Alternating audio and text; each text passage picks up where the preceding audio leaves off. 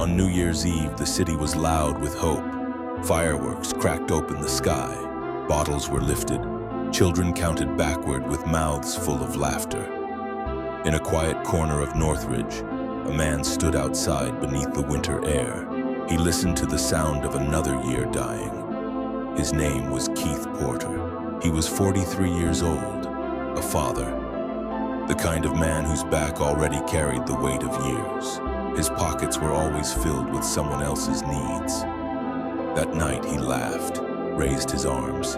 He fired celebratory shots into the dark, the way people had done long before rules were written for joy. The sky swallowed the sound, but somewhere nearby a door opened. An off-duty federal agent stepped outside with a weapon already in his hand. He did not wear a uniform. He did not come with backup.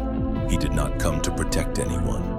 He came with authority. And when he saw Keith standing there, alive and loud and unafraid in his own neighborhood, the night changed shape. Words were shouted later. Orders were claimed afterward. But in the moment that mattered most, there was only a silhouette, a flash, and the sound of a body collapsing onto concrete. Keith Porter never saw the new year. By morning, officials had chosen their language carefully. They said active shooter. They said self-defense. They said justified. They did not say father. They did not say celebration. They did not say mistake. His children learned their father was gone from a phone call. That came before sunrise. Candles burned in silence on the sidewalk where he fell. His photograph leaned against flowers and handwritten prayers. Neighbors whispered his name as if afraid it might vanish if spoken too loudly.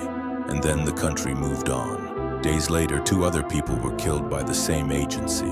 2 white people. This time, the nation stopped breathing. News anchors repeated their names slowly, carefully, as if afraid to mispronounce them. Reporters rebuilt their final hours frame by frame. Experts argued across glowing screens. Social media filled with faces, prayers, demands, outrage.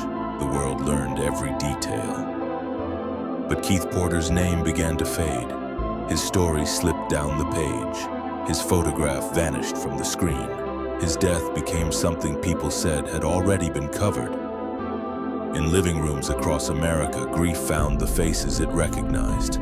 In quiet houses across Los Angeles, a family learned what forgetting feels like.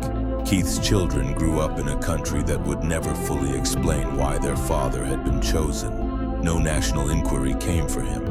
No endless panels debated his final seconds.